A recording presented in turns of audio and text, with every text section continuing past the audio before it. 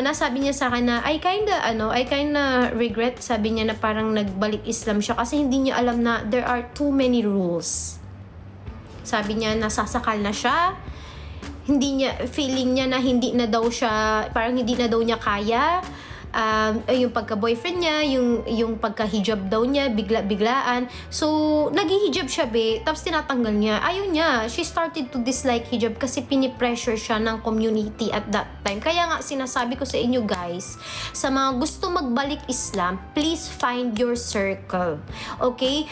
Inshallah, may Allah give you the circle na, alam mo yun, na hindi ka i-judge agad. Kung hindi, tutulungan ka mag-grow. So, ang nangyari doon sa sister na yun, sadly, iniwan niyang Islam. Okay? Iniwan niya yung Islam talaga, Thanks to those keyboard warriors. Thanks to those keyboard warriors. Katulad ng mga keyboard warriors, yun na nagpaiwan sa kanya sa Islam. And I felt like, I felt like it's also my responsibility kasi pinush ko siya ng konti.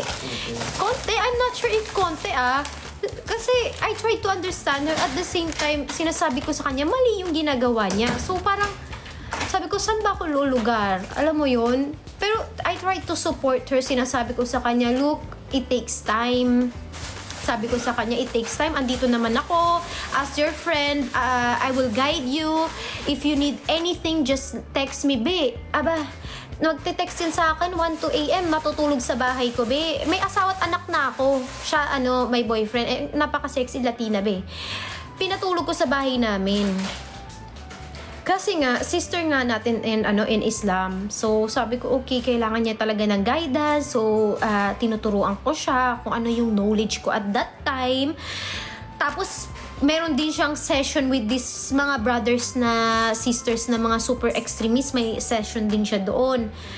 Tapos babalik siya sa akin. Sabi niya, I would have never thought na ganito pala, ganyan pala, hindi ko na kaya. Iniwan niya ang Islam.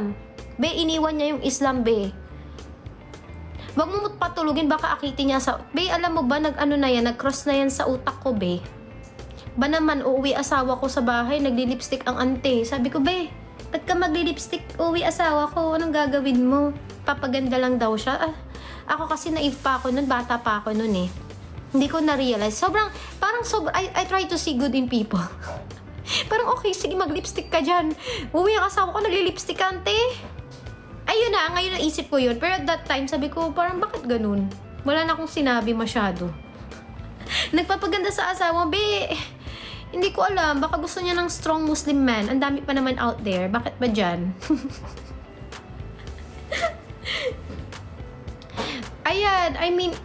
Ayan, we're not friends anymore. Umuwi siya ng country niya. Tapos, yun na, nakakasad. Really, nakakasad. Masyado siya na-pressure maging perfect. Masyado siyang na-pressure sa rules. So, sayang. So, naisip ko nga ngayon, until now, naisip ko, sana back then, naging mas understanding at sana naging mas easy tayo sa kanya. Siguro hindi niya iniwan ang Islam kung hindi yung mga surroundings niya na nag-pressure sa kanya na maging perfect agad, na maging ganito. Huwag sabihin sa kanya, Muslim ka ba? Hindi ka naman Muslim. Hindi ganyan ang asta ng Muslim, nag-Muslim ka pa. So, anong mafe-feel ng isang revert if yun ang naririnig niya? Diba? At wala pa siyang ibang pamilya niya, hindi Muslim. Wala siyang kasama doon. Taga-ibang bansa siya, nag-aral lang siya sa Switzerland. Mayaman yung ate, mayaman yun. Mayaman siya. Model siya sa kanila Ayun. Pinili niya bumalik sa dati niyang buhay. May Allah guide her, yes. Pero ang sad, Ang sad. Sayang.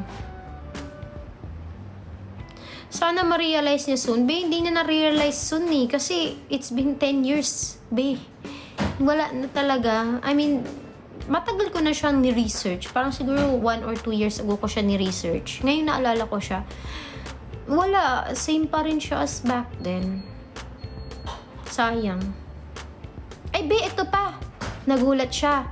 Kasi yung sinasabi ko sa extremist na brother, gusto pa siya asawahin, Nagulat naman tong ate.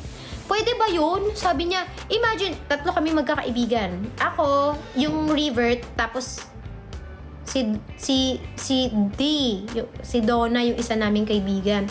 So, eto, kami tatlo. Ako, yung River, tapos yung Donna. Etong kami ni Donna, magkaibigan talaga kami ni Donna.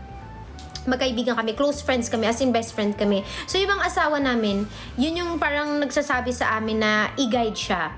Tapos, meron pa siyang mga session sa masjid. Parang friends kami ba? May mga session siya sa masjid na parang to learn more about Islam, yung mga ustada, ganun.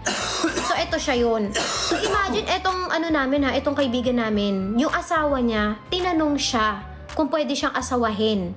So, para magkaduwaya silang dalawa. So, etong namang ating River, nagulat. Be, bakit ko asawahin yung asawa mo? Di ba magkaibigan tayo? Pwede ba yorn? Be, naturama ang ating ante, kaka-River pa lang, asawahin na siya ng kaibigan ng, diba? It was all wrong.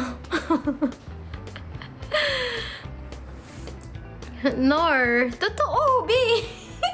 Be, bakit siya asawahin? Kasi mayaman. Mayaman tong ate.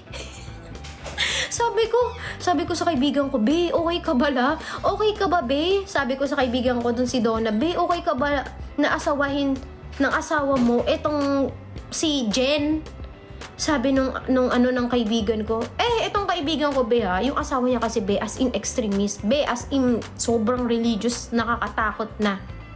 Etong asawa naman niya, sabi niya, Be, ayoko, pero gusto ng asawa ko eh. Hindi ko na alam kung anong gagawin ko. Etong sabi ng kaibigan ko, si Donna. Tapos tinanong niya to si Jen. Imagine ha, tinanong niya si Jen, gusto mo ba magduwaya tayo? Kahit labag sa loob ng ate. Ako naman, sabi ko, nababaliw na ba kayong dalawa? Eto naman, nagulat. Etong Revert, si Jen. Sabi niya,